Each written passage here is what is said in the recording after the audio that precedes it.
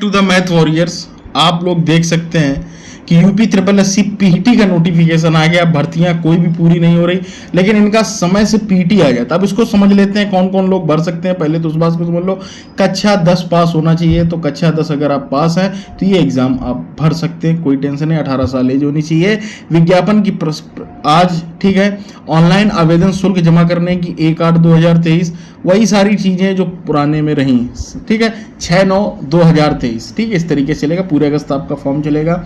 साफ साफ इसमें लिखा हुआ एक चीज, इस बात को समझ लें, कोई भी आवेदन शुल्क स्वीकार नहीं किया जाए अंतिम तिथि इसके बाद, ठीक है। सारी चीजें वही सब लिखी हुई, करेक्शन का लिखा हुआ है।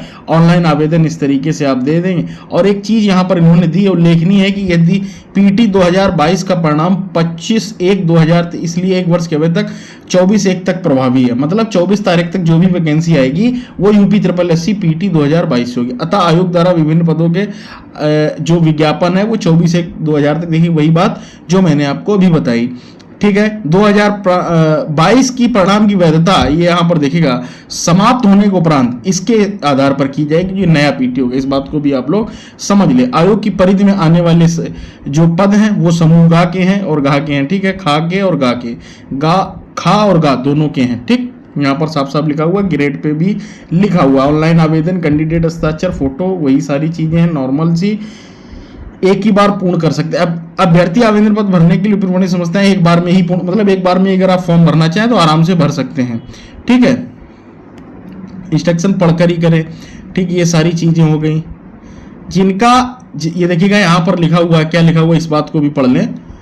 सिंपल सा यहाँ पर, एक सेकेंड मैं इसको, है ना, ये देखिए यहाँ पर लिखा है, ऐसे अभ्यर्थी जिनके द्वारा पीटी 2022 हेतु आवेदन किया गया था वे उक्त परीक्षा के रजिस्ट्रेशन नंबर के आधार पर भी पंजीकरण कर सकते हैं, ठीक है। अगर आप न्यू नहीं है तो कोई दिक्कत वाली बात नहीं है, ठीक है। ये फोटो के लिए लिखा हुआ 50 KB तक की होनी चाहिए या उससे कम, ठीक।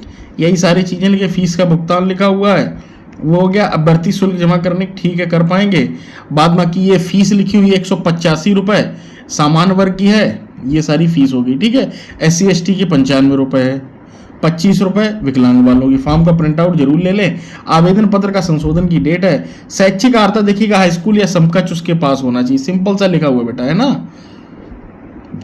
एज 1 जुलाई से काउंट हुई है, 1 जुलाई 2023 को आपकी 18 साल पूरे हो जाने चाहिए, इस बात को भी समझ लें। और लास्ट एज आपकी है कितनी, 40 साल, ठीक। और उसके बाद आरक्षण के हिसाब से छूट भी मिलती है।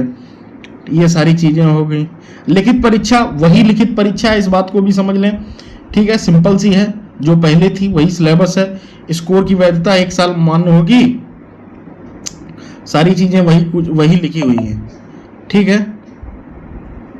कुछ ऐसा अलग नहीं है, ठीक है।